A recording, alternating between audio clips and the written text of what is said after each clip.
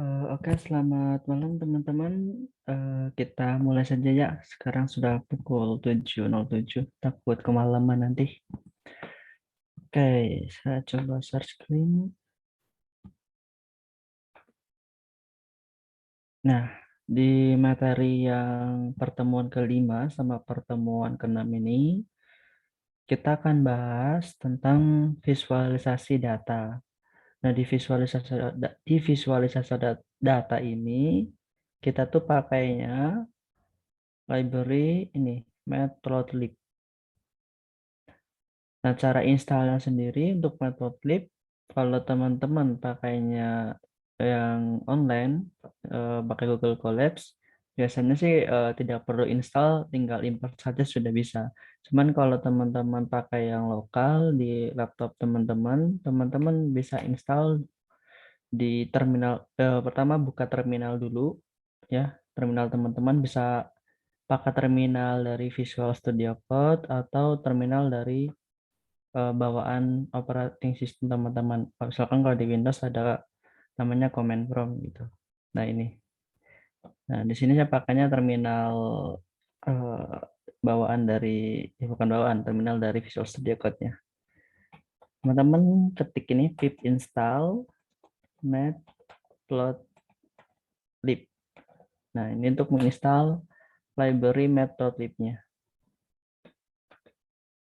Nah saya sebelumnya sudah install, jadi nanti ketika install biasanya ada tulisan requirement already satisfied. Nah, ini seperti ini. Oke, kita lanjut saja. Pertama, kita kenalan dulu dengan Matplotlib. Apa itu? Nah, Matplotlib itu sebuah library sebenarnya dari Python yang open source. Nah, yang biasanya sering kita gunakan, sering orang-orang gunakan untuk memvisualisasikan data. Sebenarnya ada library lain seperti SciPy gitu. Nah, di sini kita pakainya Matplotlib dulu. Nanti kalau teman-teman misalnya udah bisa Matplotlib, bisa pindah ke atau belajar ke library yang lain, gitu ya. Oke, lanjut. Nah, di Matplotlib ini ada konsep yang namanya figur dan akses. Nah, figur ini tuh kayak bagian buku gambarnya gitu ya.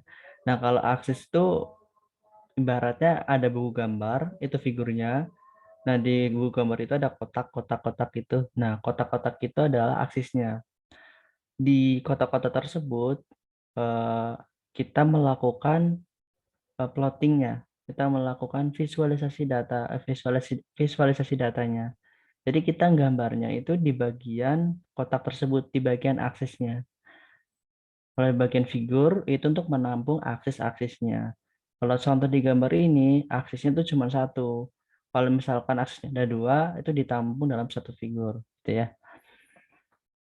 Oke, ini cara importnya seperti ini. Nah, yang kita pakai itu pyplotnya dari Matplotlib. Jadi kita import matplotlib.pyplot as plt. Nah, ini sebagai singkatan saja, biar nanti pemanggilannya tidak terlalu panjang. Ada dua cara untuk melakukan visualisasi di sini, untuk melakukan plotting, yaitu pertama cara eksplisit dan yang kedua cara implisit. Kalau cara eksplisit, kita harus mendefinisikan figur dan aksesnya. Sedangkan yang cara implisit, kita tidak perlu mendefinisikan figur dan aksesnya. Ini contoh yang cara eksplisit. Ini ada data X berupa variabel X yang berisi sebuah array. Arraynya isinya ada 5 ya. Dan variabelnya juga isinya berupa list dengan isinya itu ada 5 elemen. Nah, ini sama ya isinya. Nah, sehabis itu kita buat sebuah figur di sini pakai plt.figure. Nah, ini disimpan ke dalam variabel fig. Nah, nama variabelnya terserah teman-teman mau apa. Di sini saya mencontohkan pakai fig. Terus untuk objek asisnya kita simpan ke dalam variabel ax dengan menggunakan fig.addSubplot seperti ini. Habis itu setelah kita bikin figur dan aksesnya, kita bisa plotting. Nah, ingat, kita plotnya itu di aksesnya, bukan di figurnya. Jadi di sini pakai AX, dot plot. Nah, pakai metode plot ini. Terus kita masukkan ini X-nya, data sumbu X-nya, terus ini data sumbu Y-nya di sini. Selanjutnya, habis kita plot, kita tampilkan ke layar. Cara menampilkannya pakai plt.show. Tentunya kita mau menampilkan hasil plotting sebelumnya. Nah, ini hasil plottingnya. Yang ini tuh sumbu X-nya, yang tadi. Ini sumbu Y-nya. Datanya ini yang 2 berkaitan dengan 8, 4 dengan 1. Kalau kita lihat di X dan Y-nya ini 28, 41, dan seterusnya. Gitu ya. Oke, selanjutnya yang ini kita contohkan pakai cara implisit. Yang kedua, nah yang cara implisit tuh caranya lebih gampang.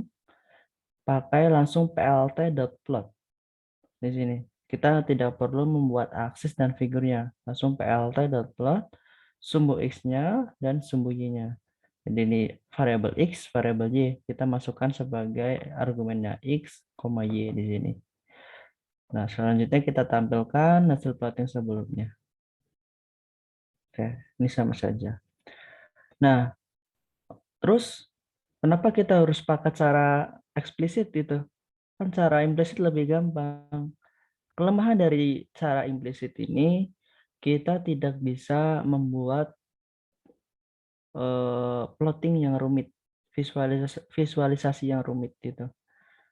Makanya kita gunakan nanti kalau yang rumit kita pakainya cara yang eksplisit saja. Oke, selanjutnya ini adalah multiple atau plotting multiple data dalam suatu aksis. Ini kita import dulu. Pertama kita import numpy asnp. Ini nantinya kita gunakan untuk membuat array. Di sini ada variabel x yang menampung array dari 0 sampai 30 sebanyak 100 data.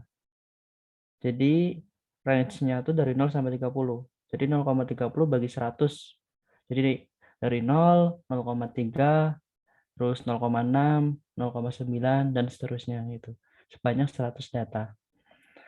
Nah, selanjutnya yang Y1 ini dia akan menggunakan fungsi cost dari numpy. Jadi yang X ini kita masukkan ke dalam fungsi cost, nanti dihitung costnya berapa, terus yang Y2 juga cost, cuman kalau yang Y2 ini dia cuman cost X, kalau Y1 itu X kali 2. Dan Y3 itu pakainya sin X per 3, Y4 itu sin X. Selanjutnya kita bikin figur dan aksisnya seperti ini. Kita bikin AX figur, aksis, plt.subplot. Nah, ini cara bikinnya bisa langsung seperti ini ya.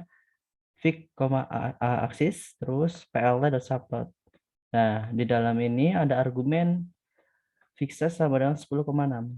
Fixes itu parameter ya.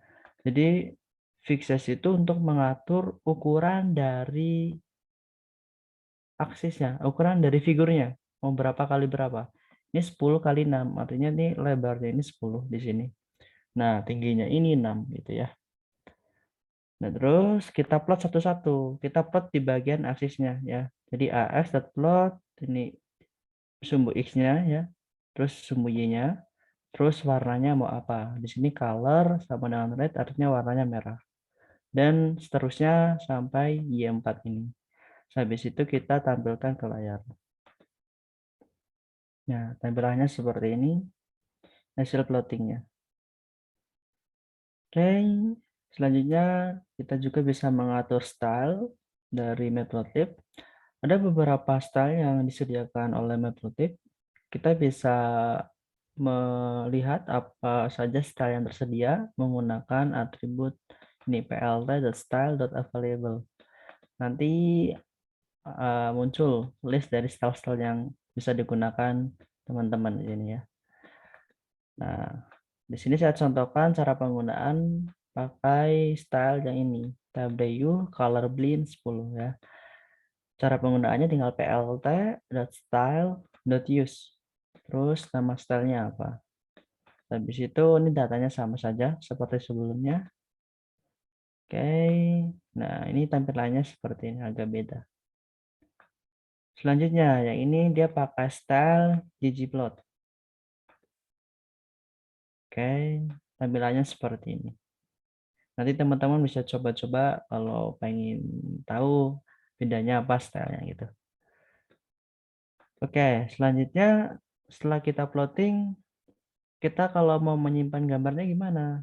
Kalau kita mau menyimpan gambarnya, kita bisa menggunakan metode save fig ya. Tinggal fig itu objek figurnya di sini ya. Fig.savefig, terus di sini adalah path dari file yang mau kita simpan. Di sini di folder image dengan nama filenya yaitu contoh visualisasi.png. Tuh. Kalau kita lihat di image ada gambar contoh visualisasi.png. Nah, ini gambarnya. Oke. Nah, selanjutnya untuk mengembalikan style ke semula, kita bisa menggunakan style default. Artinya style aslinya gitu ya. Alt ada style.use default seperti ini. Oke, itu adalah pengenalan dari metode ya. Selanjutnya kita akan bahas tentang jenis-jenis visualisasi datanya. Nah, di sini saya akan bahas cuma beberapa saja tentang visualisasi datanya. Kalau teman-teman pengen lebih tahu itu ada apa aja sih visualisasi datanya, teman-teman bisa lihat di PDF yang di Google Classroom yang ini nih. Di sini lengkap tentang visualisasi datanya, yaitu ada line plot, box plot, scatter, bar, area, P, histogram, heat map, terus ada word plot, waveform chart, regression plot, gitu ya. Ini teman-teman bisa baca di sini. Kalau yang file di saya ini itu ada di bagian paling bawah, bukan paling bawah, agak bawah. Yang nih, yang sebentar bukan. Nah, yang ini nih, yang di zip. Nah, ini yang materi saya. Yang programnya gitu, programnya ada di sini. Gitu ya. Oke, lanjut. Kita bahas tentang line plot. Pertama kita siapkan datasetnya terlebih dahulu. Yang pertama kita pakai datasetnya itu dataset dari kasus bunuh diri ini. Ya, itu ada di folder dataset ini. Nah, ini datasetnya. Makanya cara panggilnya nama foldernya apa, terus nama filenya apa, gitu ya. Terus kita baca 10 dan kita tampilkan 10 data teratasnya. Ini datanya Pak, baca datanya kita pakai Pandas ya. Jadi berguna sebelumnya Pandas itu buat tadi yang kemarin untuk prepare datanya. Oke. Selanjutnya ini untuk menampilkan informasinya pakai df.info. Ya ada country, year, sex, age, dan ini adalah kasus bunuh dirinya. Kolom kasus bunuh diri. Terus ada populasi gitu ya. Oke, selanjutnya dari informasi di atas, kolom yang kasus bunuh diri dan populasi itu bertipe float. Padahal, ya sebentar, itu mengandung bilangan integer. Kan kalau kasus bunuh diri sama populasi, masa orang dihitungnya pecahan gitu? Kan enggak kan? Kita mau ubah dulu ke integer. Itu pakai metode astype di sini. Astype, terus tipenya apa? Oke, selanjutnya setelah kita ubah tipe datanya, kita coba visualisasi data dengan line plot. Pertama kita ubah-ubah dulu ya, kita siapkan datanya dulu, modifikasi datanya. Pertama kita grup dulu berdasarkan kolom tahun, habis itu kita ambil kolom yang kasus bunuh diri ya. Nah, isinya nanti itu adalah sum atau jumlahnya, jumlah kasus bunuh dirinya. Terus kita tampilkan 5 data teratasnya. Di sini kita lihat dari tahun 1900 sampai 1983. Ini jumlah kasus bunuh dirinya. Selanjutnya, nah, yang sebelumnya kan ada cara eksplisit dan cara implisit ya. Nah, kita di sini bisa menggunakan data frame-nya langsung untuk plotting. Di sini kita pakai dfyear, itu kan data frame-nya langsung kan, yang dari group by sebelumnya. Nah, bisa seperti ini langsung dfyear.plot, nah, nanti muncul plottingnya seperti ini. Oke, ini adalah line plot ya. Ini tahunnya, ini jumlah kasus bunuh dirinya. Selanjutnya, ini adalah visualisasi data dengan metode. Kalau yang sebelumnya kita menggunakan data frame-nya langsung, yang ini kita visualisasi datanya dengan metode-nya.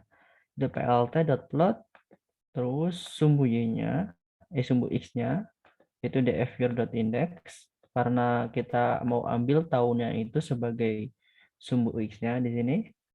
Terus dfyear yang kolom kasus bunuh dirinya ini itu digunakan sebagai sumbu x-nya, gitu ya. Oke, selanjutnya itu cara yang pakai metode sebelumnya. Ini kita mau visualisasi beberapa data sekaligus atau multiple line gitu. Nah, kita mau visualisasi apa? Kita mau visualisasi dari negara ini, Australia, Japan, Republic of Korea, United Kingdom, dan United States of America. Jadi kita mau visualisasi jumlah kasus bunuh diri dari negara-negara ini. Pada tahun berapa? Pada tahun 2006 hingga 2015. Jadi di sini kita seleksi dulu negara-negara yang mau kita ambil, yaitu Australia, Japan, Republic of Korea, United Kingdom, dan United States of America. Setelah itu kita ambil juga tahun-tahun yang mau kita pilih, yaitu dari 2006 sampai 2015. Setelah kita pilih tahun dan negaranya, kita masukkan yang year sama country ini sebagai argumen di sini. Jadi country dan year. Artinya kita mau ambil data dari negara-negara ini dan dari tahun-tahunnya ini. Selanjutnya, setelah kita ambil, jangan lupa kita reset indeksnya. Nah, drop sama dengan true. Kalau yang pertemuan kemarin, drop sama dengan true itu digunakan agar ini yang indeks ini tidak menjadi kolom gitu ya. Indeks yang kita hapus tidak menjadi kolom baru. Oke. Nah, sudah selesai. Ini hasil tadi filter modifikasi dari datanya. Selanjutnya, setelah kita pilih data-data tersebut, kita pivot tabelnya pakai metode pivot table di sini. Jadi dfchoice.pivot table index now to year. Ini kan kolom sebelumnya ya. Nah, year ini akan dijadikan indeksnya. Terus kolomnya tuh country. Jadi country ini akan jadi nama kolomnya. Value-nya apa? Value-nya itu kasus bunuh dirinya. Terus isinya apa? Isinya tuh jumlah kasus bunuh dirinya, gitu ya.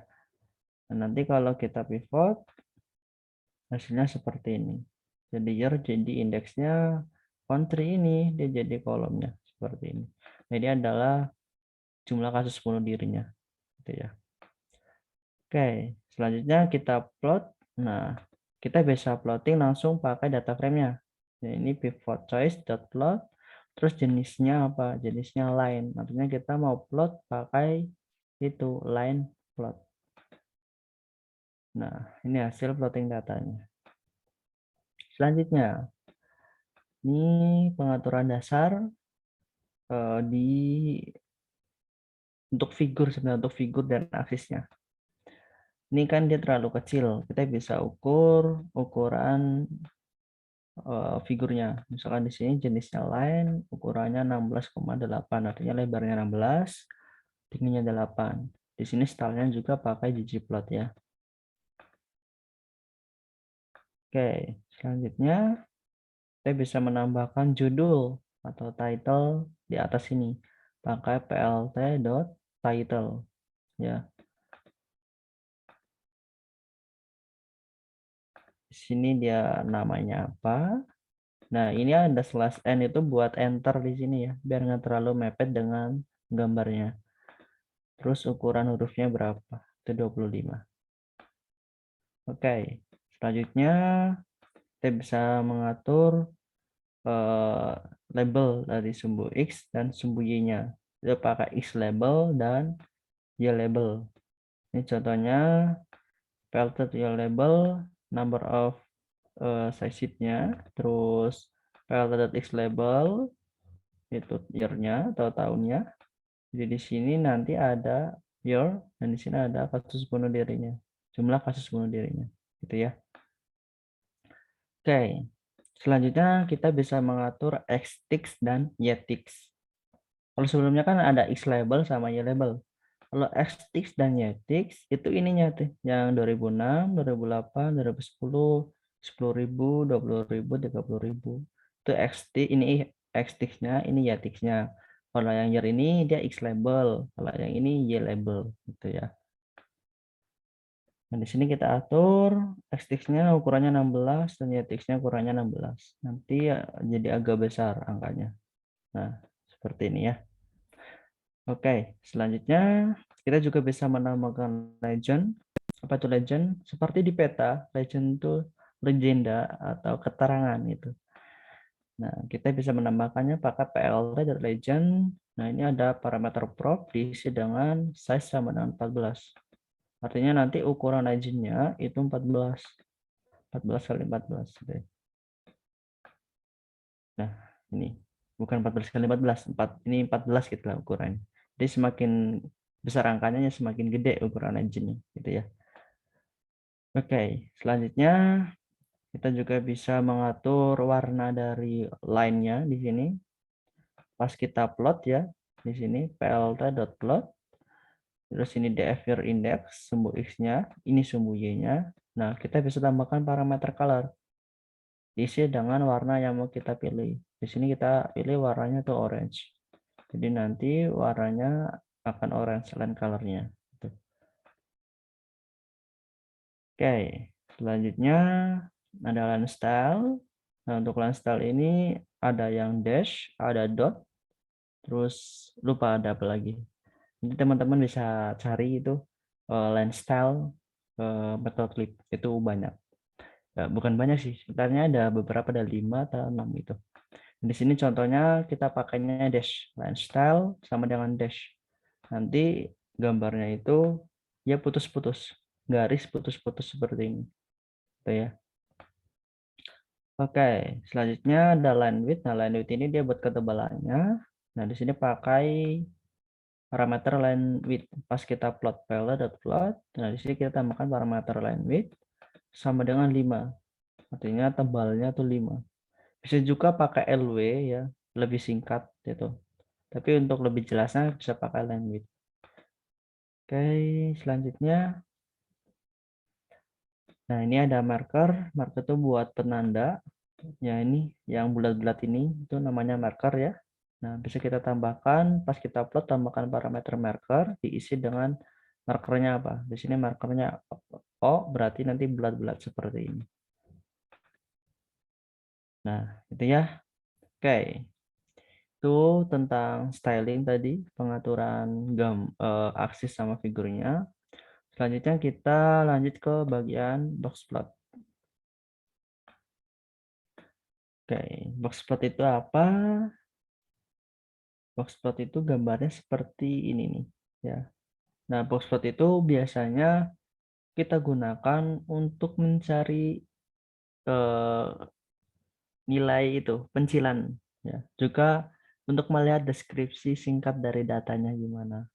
Di sini ada nilai minimum ya. Ini nilai kuartil 1, ini kuartil 2, kuartil 3 dan ini nilai maksimumnya. Jadi kalau ada titik-titik di luar ini nih, ini kan ada garis nilai minimum. Kalau ada titik-titik di luar ini itu biasanya ada pencilan bawah. Kalau yang di atas ini titik-titiknya itu artinya dia pencilan atasnya. Oke, selanjutnya pertama kita siapkan data frame-nya terlebih dahulu. Kita pakai data frame yang sebelumnya, yang kasus bunuh diri. Setelah kita baca data frame-nya, kita coba visualisasi dan kita modifikasi dulu sebelum kita visualisasi. Pertama kita pivot dulu dengan indeksnya to country, jadi negaranya jadi indeksnya, kolomnya to year, value-nya to kasus bunuh dirinya, dengan nilai-nilainya adalah jumlah dari kasus bunuh dirinya, gitu ya. Oke, ini ada Nanan karena di awal tahun ini masih banyak negara-negara yang belum melaporkan kasus bunuh dirinya. Jadi ada Nanan itu belum diketahui atau datanya kosong. Selanjutnya, karena data-datanya ini karena banyak yang NaN, kita ambil datanya itu dari tahun 1980 sampai 2015. Ini kalau range 1980 sampai 2016, artinya 2016-nya nggak ikut sampai 2015 saja. Jadi list, artinya kita mau bikin list, listnya isinya apa? Itu tahun dari 1980 sampai 2015. Gitu ya. Oke, selanjutnya kita lakukan filter. Pertama kita bukan filter, transpose. Kita ambil negara Japan, terus karena ini kayaknya mau visualisasi ya, visualisasi datanya tuh negara Japan di sini. Jadi kita ambil negaranya yang Japan. Ingat kalau log itu kan dia berdasarkan label. Di sini indeksnya itu dia tahun ya. Indeksnya itu negaranya ya. Ya. Terus kolomnya tuh tahun di sini. Jadi kita ambil negaranya Japan di sini. Terus tahun yang tadi dari 1980 sampai 2015. Nah, setelah kita ambil, kita transpose dan kita coba tampilkan 5 data teratasnya. Nah, seperti ini tampilannya. Oke. Selanjutnya kita lakukan plot. Di sini pakai data frame-nya ya plotnya. df japan.plot. Terus tambahkan parameter kin diisi dengan value box ya. Artinya kita mau bikin box plot di sini. Terus ukurannya berapa? Ukurannya itu 8 kali 6, berarti lebarnya 8, tingginya 6. Ini file title buat judulnya, yang ini buat label, ini buat ketebalan atau besar x-nya, ini buat besar y-nya. Nah, ini buat menampilkan gambarnya. Nah, ini adalah hasil dari plotting menggunakan box plot ya. Nah, ini ada keterangannya, nilai minimum dari kasus bunuh diri di Jepang dari tahun 1980 sampai 2015 adalah kurang sedikit dari 20.000 kasus. Ini ya. Jadi dia di bawah 20.000, tapi mendekati 20.000. Nah, di sini ada nilai maksimumnya mendekati 32.000. Ya, ada kuartil 3-nya mendekati 30.000.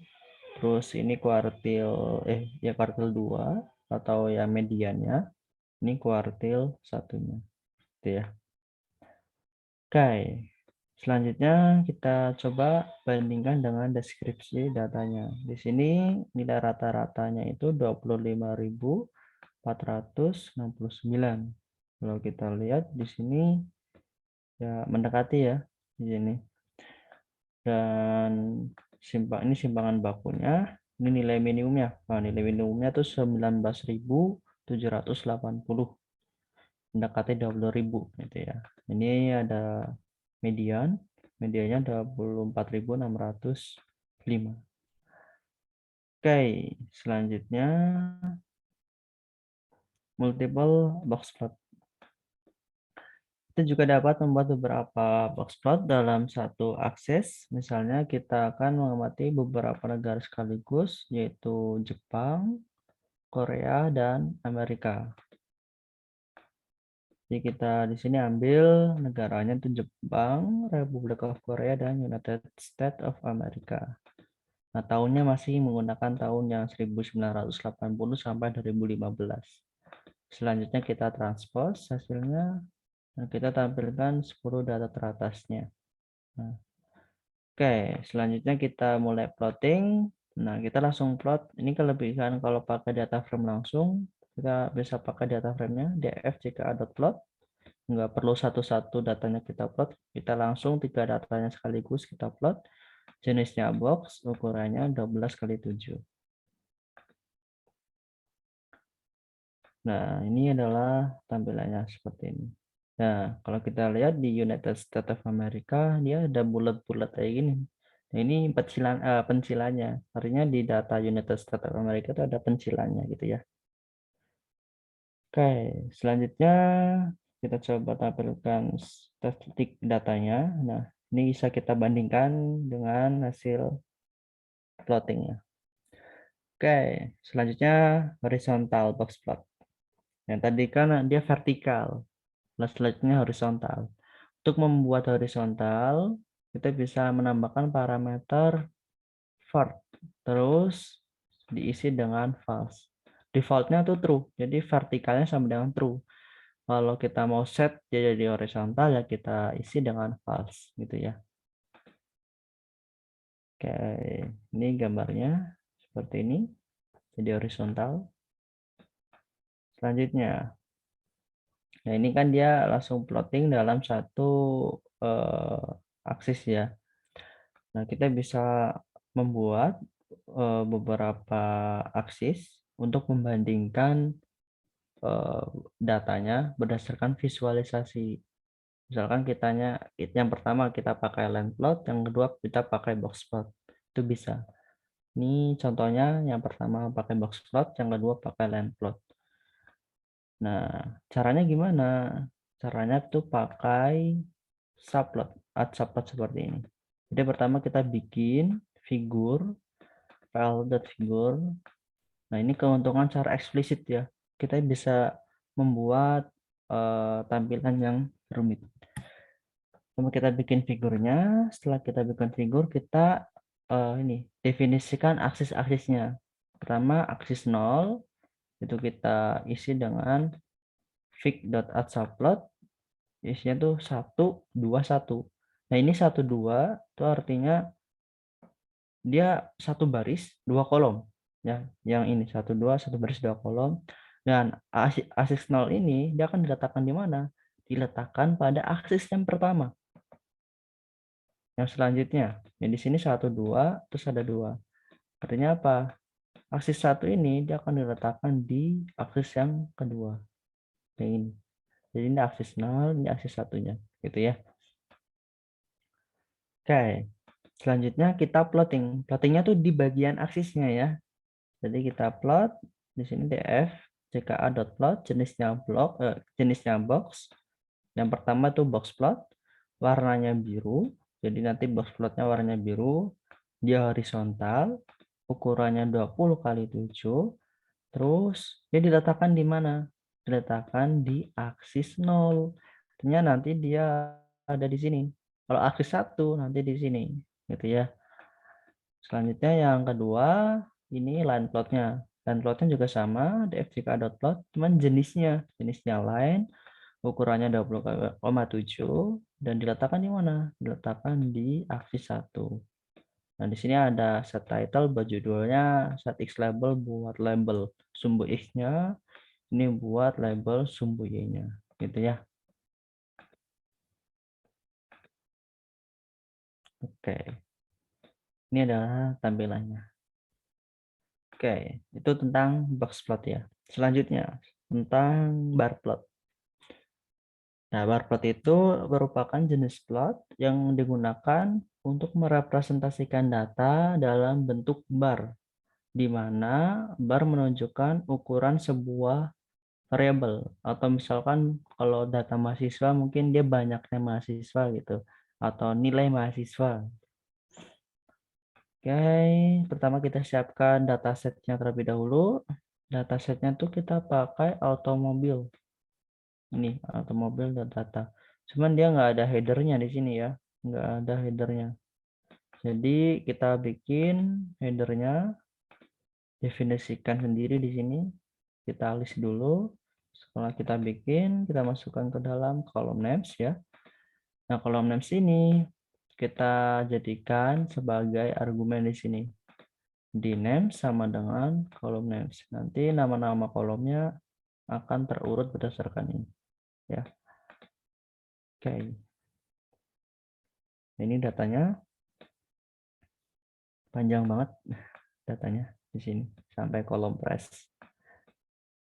Cuman ada missing value di sini, yang tanda tanya ini. Nah, kita ubah yang missing value jadi none dulu ya. Yang tanda tanya kan karena dia tidak detect sama Python-nya, kita ubah jadi data number terlebih dahulu. Setelah itu kita isi yang missing value tersebut dengan misalkan nilai rata-ratanya, nilai sesudahnya, atau bisa juga kita hapus. Nah, kalau yang pertama, ini kita hapus baris yang mengandung missing value di kolom price. Jadi pakai drop nah ya. df.dropNah, terus berdasarkan kolom apa? Berdasarkan kolom price di sini. Terus akses sama dengan 0, artinya kita hapus barisnya. Kalau akses sama dengan 1 tuh hapus kolomnya. Terus ada imples sama dengan true. Imples sama dengan true itu bertujuan agar data frame-nya berubah. Setelah kita hapus, data frame-nya berubah. Jangan data frame-nya seperti semula. Oke, selanjutnya ini buat reset indeksnya. Karena kalau kita hapus pasti indeksnya loncat-loncat gitu ya. Selanjutnya di sini dia mengganti missing value dengan for untuk kolom name of doors. Kalau sebelumnya kita hapus, kalau ini kita isi. Nah, pakai metode fillNah. Metode fillNah isi dengan for. Terus simple sama dengan true. Ini pada kolom apa? Pada kolom name of doors. Selanjutnya, nah ini dia mengganti missing value dengan rata-ratanya. Untuk yang kolom lainnya ya. Tinggal pakai, kita isi dulu. Kita cari rata-ratanya dari kolom tersebut. Setelah kita cari rata-ratanya, kita isi kolom tersebut pakai dot replace np-none pakai rata-rata. Sebenarnya pakai fillNah juga bisa. Langsung fillNah isi dengan average stroke ini. Jadi di sini diisi dengan average stroke-nya, terus yang plus sama dengan true gitu. Cuma di sini dia pakai metode replace alternatif lainnya. Dan ini digunakan untuk yang selanjutnya ya. Oke. Setelah kita replace, kita tangani missing value-nya. Oke, sebentar. Kayaknya ada yang salah. Oh, ini belum kita replace. Sorry. Oke, kita coba masukkan datasetnya terlebih dahulu. Terus kita replace dulu. Baru kita jalankan yang ini. Oke, setelah itu kita coba periksa informasi datanya. Nah, di sini datanya sudah berubah, ada float, integer. Cuman di sini dia ada yang masih objek gitu ya. Oke, lanjut. Dalam praktek kali ini kita akan menggunakan column untuk melihat total jumlah mobil dari masing-masing merek yang ada dalam data frame tersebut. Nah, untuk memperoleh jumlah mobil atau data dari masing-masing merek, kita dapat menggunakan metode size dengan mengelompokkannya berdasarkan kolom Mac. Setelah itu, kita masukkan data tersebut menjadi sebuah data frame baru. Misalnya di sini kita beri nama variabel data frame baru dengan df. Gitu. Jadi pertama kita hitung dulu di membuat data frame total data untuk masing-masing merek mobil. Jadi dia di group by berdasarkan kolom Mac. Nah, kita hitung jumlahnya. Ya, kita hitung jumlahnya. Kalau teman-teman bingung, kita tampilkan saja satu-satu seperti ini. Ya, ini adalah jumlah datanya. Ya, ini kan dia data yang ada di kolom Mac. Jadi Alfa Romeo ada 3, Audi ada 6, BMW ada 8. Gitu ya. Setelah itu kita bikin data frame. Karena ini kan dia bentuknya belum data frame ya. Kita bikin dulu data frame-nya. Pakai pd data frame. Terus grup Mac ini kita masukkan sebagai argumennya. Dan kita reset indeksnya. Setelah itu kita rename kolomnya. Kalau kita lihat ya di sini, sorry. Nah, yang kolom ini dia ada kolom 0 gitu, yang kolom jumlahnya. Nah, kita rename yang kolom ini dengan total. Tuh. Nanti jadi total seperti ini, gitu ya. Oke, lanjut kita visualisasi. Pertama kita bikin figurnya ukurannya 16,8. Terus, nah ini kalau kita mau plot pakai bar plot, kita pakai plt bar. Terus ini sumbu x-nya untuk kolom max-nya, terus sumbu y-nya itu yang kolom totalnya, ya. Nah ini buat judulnya, yang ini buat label x-nya, ini label y-nya, ini buat ukuran x-nya, ukurannya 14. Ada keterangan rotasi 75. Artinya dia dirotasi seperti ini. Kalau nggak dirotasi, dia kan horizontal. Nanti tulisannya tabrakan gitu. Saling nabrak, saling bertumpuk. Nah, hasilnya seperti ini. Ini adalah bar plot ya. Ini jumlah dari masing-masing datanya yang di sumbu X. Oke. Selain itu kita juga bisa mengatur warnanya ya. Contohnya di sini warnanya green, artinya warnanya hijau. Di sini color green. Nanti barnya warnanya hijau. Seperti ini. Nah, di sini rotasinya dia pakainya 90, bukan 75 seperti sebelumnya. Kalau 90 jadi tegak lurus seperti ini. Vertikal seperti ini. Oke, selanjutnya kita juga bisa mengatur lebar dari barnya. Misalkan lebarnya 0,9. Jadi agak lebar seperti ini. Kalau defaultnya tuh sepertinya dia lebarnya 0,8 ya. Jadi kalau 0,9 dia agak lebar sedikit. Oke. Selanjutnya menambahkan label di ujung bar.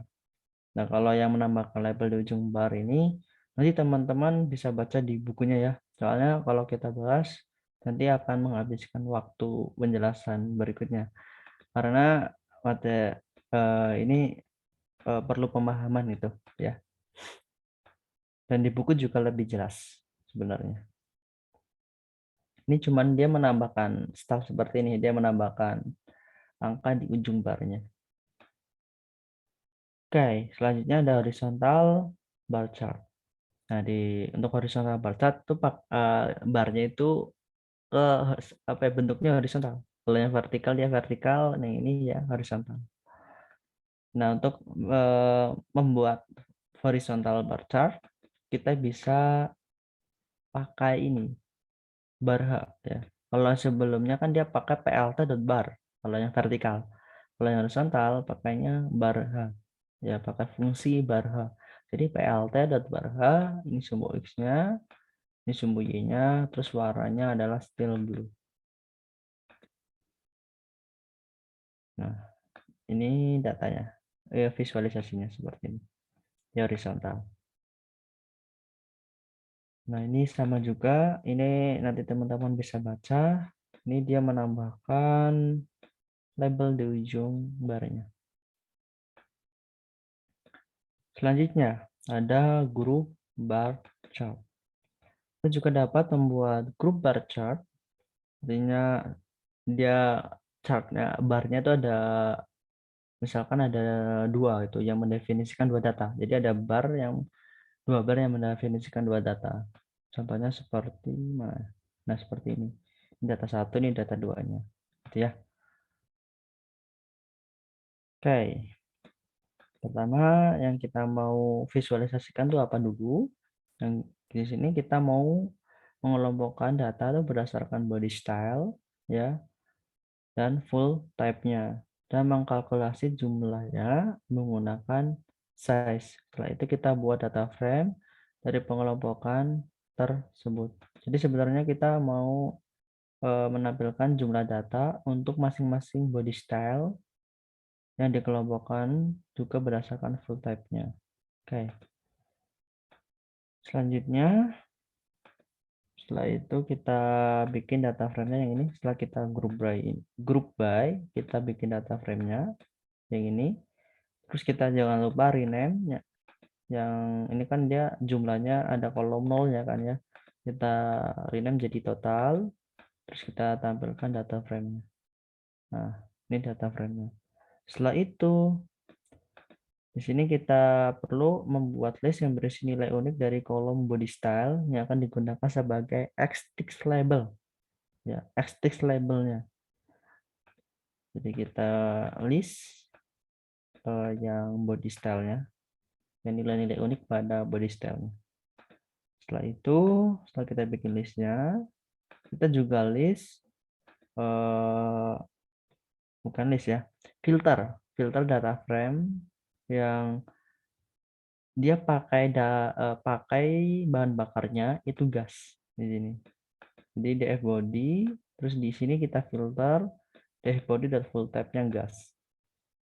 Dan kita urutkan berdasarkan apa? Berdasarkan body style-nya. Selanjutnya kita reset indeksnya.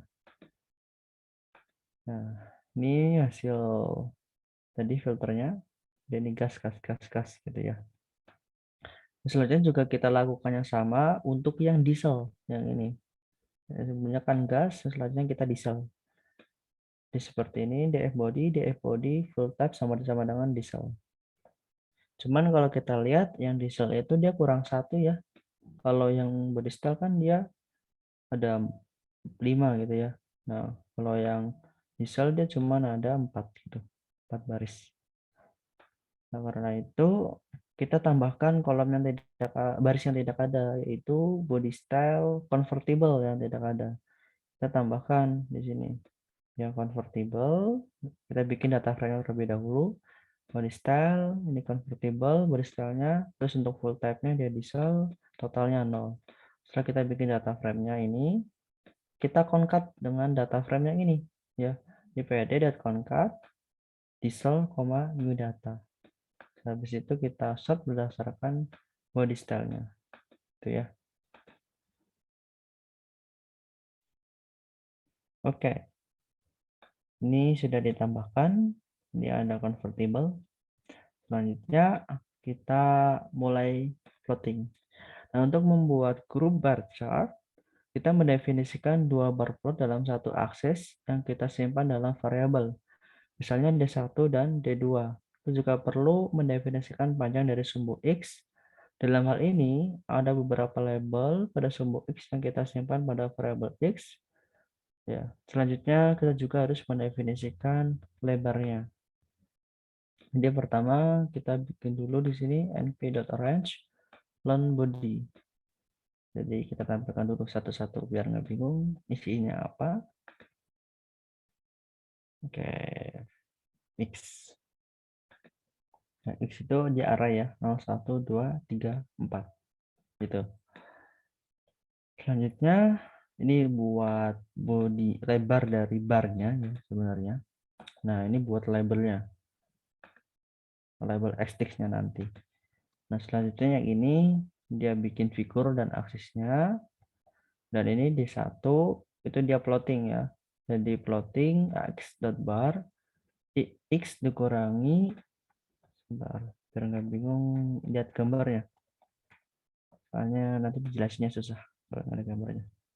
Nah di sini dia x dikurangi width bagi 2. Nah x-nya itu kan dia 0, 1, 2, 3, 4. Itu yang tengah-tengah ini. Jadi yang tengah-tengah ini dia dikurangi setengah dari lebarnya. Jadi nanti kotak yang pertama itu digeser ke sini, sedangkan yang kotak kedua digeser ke kanan. Gitu ya. Itu fungsi dari yang ini. X dikurangi width atau lebarnya 0,4 ini dibagi 2. Biar dia geser ke kiri. Kalau yang data kedua dia ditambah biar dia geser ke kanan. Ya. Selanjutnya ini yang pertama dia gas total, terus ini lebarnya, terus diberi label gas. Nah, selanjutnya yang D2 dia juga sama, cuman dia plus di sini X plus width bagi 2, terus datanya diesel, dan di sini dia lebarnya, ini diberi label diesel. Setelah itu kita set judulnya, ini buat set y label, buat y labelnya. Nah ini buat x-nya. X-nya nanti diletakkan berdasarkan x ini. Ya, yang ini. Nah, selanjutnya ini buat set xtext labelnya. Set xtext labelnya. Jadi labelnya tuh body ya. Jadi ini ada convertible, hardtop, hardtask, sedan, dan wagon. Itu labelnya. Nah, ini kalau coba kita komen, nanti tampilannya seperti ini. 0, 1, 2, 3, 4.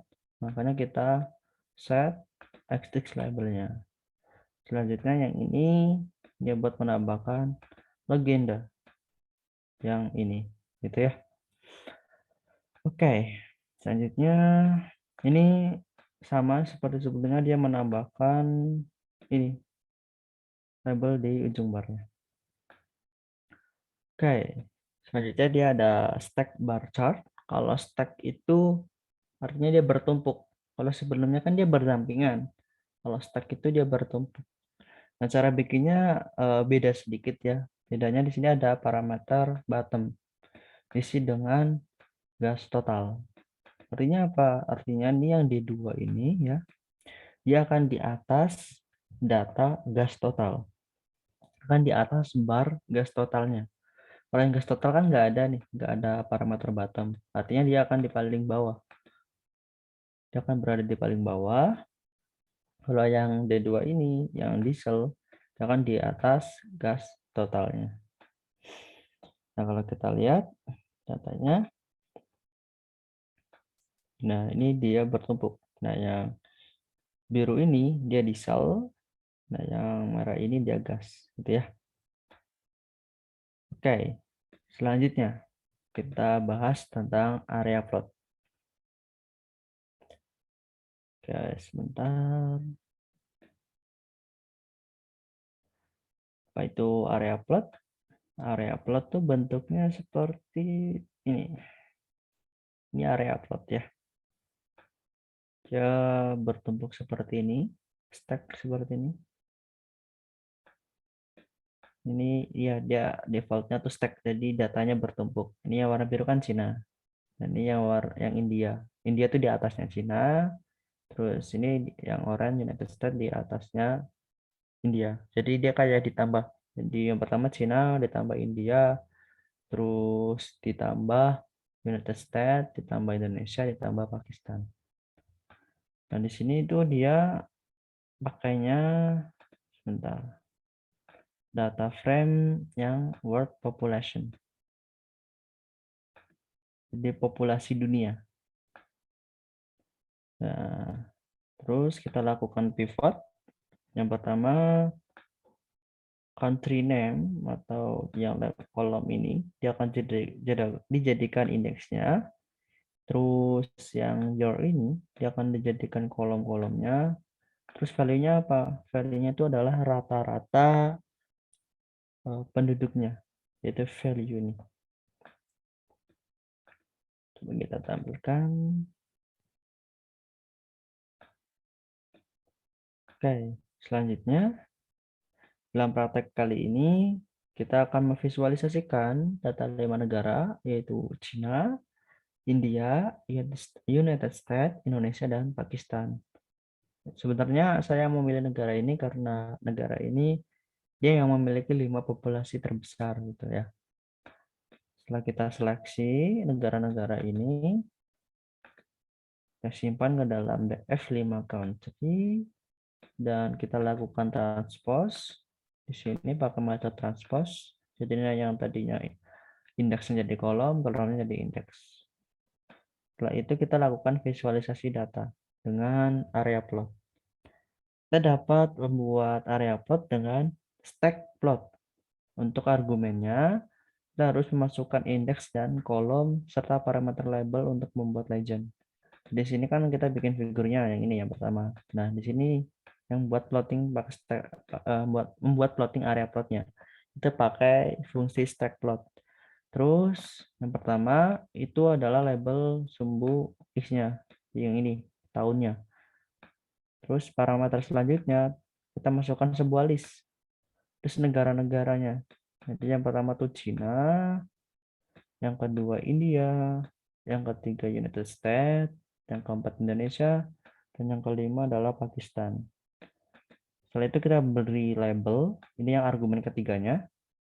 Kita beri label yang pertama tuh Cina, yang kedua India, yang ketiga United States, yang keempat Indonesia, yang kelima Pakistan ini ya. Oke, terus yang selanjutnya ini buat title-nya, ini buat tahunnya, ini buat X labelnya. Terus ini buat Y labelnya. Nah, Y label itu kita rotasi 90. Jadi tahunnya kita rotasi ke bawah. Selanjutnya ukuran dari YTX-nya itu 14, yang ini jadi 14. Terus kita dikasih margin 0,0. Terus selanjutnya kita tampilkan gambarnya. Nah, hasilnya seperti ini. Karena dia pakainya ini stack plot, jadi dia bertumpuk ya, stack gitu, bertumpuk ke atas. Oke, selanjutnya ini ada cara lain yang lebih simpel untuk membuat area plot, yaitu dengan menggunakan plot dan menambahkan parameter kin. Terus di sini ya, maksudnya kita tuh pakainya data frame-nya. Kalau sebelumnya kan kita pakai metotipnya. Di sini kita pakai data frame-nya, F5 country dot plot. Terus jenisnya apa? Jenisnya area, ukurannya 14,8. Nanti udah otomatis dia jadi seperti ini. Jadi stack gitu, kayak area plot. Oke, selanjutnya kita juga bisa mengatur warnanya. Di sini kita definisikan warna-warnanya. Nah, dalam bentuk list ya. Nanti kita tambahkan parameter pas kita plot. Pakai parameter color. Terus yang tadi kita definisikan warnanya, kita masukkan sebagai nilainya di sini. Gitu ya. Oke, ya ini adalah hasilnya. Warna yang kita custom sebelumnya. Kita juga dapat menggunakan color map atau CMap. Di sini contohnya color mapnya itu pakai plasma. Jadi dia nanti kalau warna-warnanya defaultnya pakai plasma seperti ini. Selanjutnya kita juga bisa mengatur transparansi. Kalau transparansi itu dia pakainya alpha ya. Ingat transparansi itu alpha di sini. Di sini alpanya 0,7. Nah, transparansi itu nilainya dari 0 sampai 1 ya. Kalau 0 tuh dia artinya nggak ada, artinya tembus putih gitu ya kalau di sini. Dan kalau 1 tuh dia artinya makin jelas transparansinya. Di sini transparansi 0,7. Oke, selanjutnya adalah unstack area plot. Kalau sebelumnya kan dia stack. Nah, kalau yang ini ya unstack. Kalau unstack artinya tidak bertumpuk. Nah, untuk membuat unstack, kita bisa menambahkan parameter ini. Stacked, terus diisi dengan apa? Diisi dengan false. Defaultnya tuh true, artinya dia stack. Nah, karena kita mau membuat unstack, ya kita isi dengan false seperti ini. Nah, hasilnya seperti ini. Dia jadi unstack ya. Oke, selanjutnya kita bahas tentang P-chart. Nah, P-chart ini ada gambarnya kayak gini. Ya, artinya kan dia kue gitu ya, P. Ya, dia bulat. Nah, bulatan itu lingkaran ya, gitu. Kita bagi-bagi kayak kue, kita potong-potong. Jadi perbagiannya itu mendefinisikan berapa persen nilai dari datanya. Misalkan di sini 35 itu yang mana? 35 tuh yang ini, 25 tuh yang ini, terus 25 yang ini, 15 yang ini. Gitu ya. Nah, cara buatnya tuh pakai fungsi pi. Terus datanya kita masukkan sebagai argumennya di sini. Yang ini kan kita pakai sebuah array isinya 35, 25, 25 dan 15. Oke. Selanjutnya kalau kita lihat di sini itu mulainya dari sini ya. Ini start angle-nya dari sini. Muter ke kiri berlawanan arah jarum jam. Gitu. Kita juga bisa sebenarnya nanti custom mulainya dari mana. Misalkan mau mulainya dari sini, mulainya dari sini juga bisa. Oke, selanjutnya kita bisa menambahkan label. Ini tulisannya hitam jadi nggak kelihatan. Sebentar, Saya coba atur dulu biar warnanya putih biar kelihatan color time. Oke, ini udah kelihatan ya. Nah, di sini dia ada labelnya banana, apples, dan dates, dan cherry. Nah, label ini kita masukkan sebagai parameternya di sini. Ini y, labels sama dengan my labels. Jadi ini kan ada list lama-lama labelnya. Dan ini harus sama panjangnya dengan array-nya. Array-nya kan ada 4. Nah, labelnya juga harus ada 4 dong. Nah, di sini pas kita plot, kita tambahkan parameter label diisi dengan nilai yang kita definisikan sebelumnya. Ya. Oke, selanjutnya kita juga bisa custom yang ini ya, yang start angel yang tadi saya sebutkan sebelumnya. Nah, caranya gimana? Caranya pakai parameter start angel. Terus startnya dari mana? Di sini dia pakai 90, artinya dia dari sini. Jadi 0, 90, 180, 270, ini 360. Kita tampilkan, nanti dia mulanya dari sini. Jadi ini 35, 25, ini 25, ini 15. Gitu ya. Oke, selanjutnya juga ada explode. Explode itu apa? Explode tuh dia kayak keluar sedikit. Ya, jadi rada keluar sedikit. Ini contohnya. Kita definisikan explode-nya, ukuran explode-nya ya. Dengan sebuah list gitu. Ini 0,2, 0, 0, 0. Artinya apa? Artinya nanti yang data pertama ini dia explode-nya 0,2, yang data kedua 0, ketiga 0, keempat juga 0. Nah, pas kita plot, kita tambahkan parameter explode, terus diisi dengan nilai explode ini.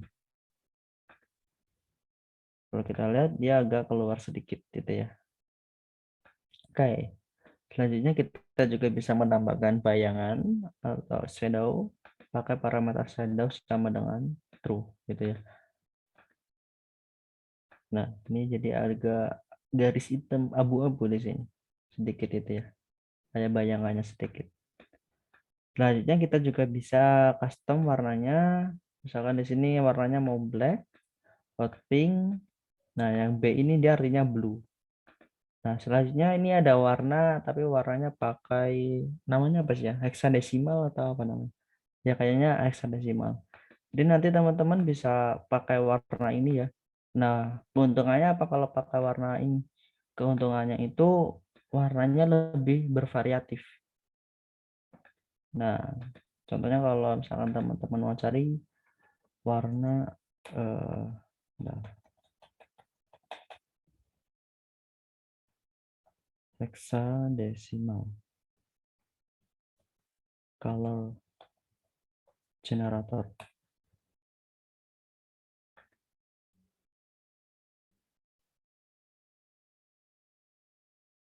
Nah, ini bervariatif warnanya. Sebenarnya kalau bisa di generator harusnya ada sih.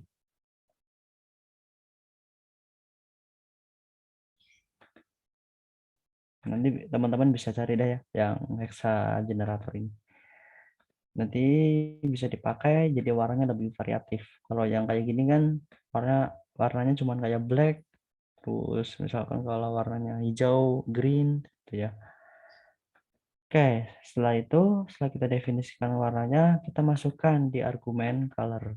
Diisi dengan ini make color. Nah, nanti warnanya seperti ini ya. Oke. Selanjutnya kita juga bisa menambahkan legenda atau keterangan yang ini pakai plt.legend. Selanjutnya kita juga bisa menambahkan header di legendnya. Jadi di sini fruits di legend kita kasih title sama dengan fruits. Oke, oke itu ya. Itu tentang picture. Oke, untuk tutorial kali ini mungkin kita cukupkan. Sebelum saya tutup, apakah ada pertanyaan terlebih dahulu? terkait materi ini atau terkait materi-materi sebelumnya?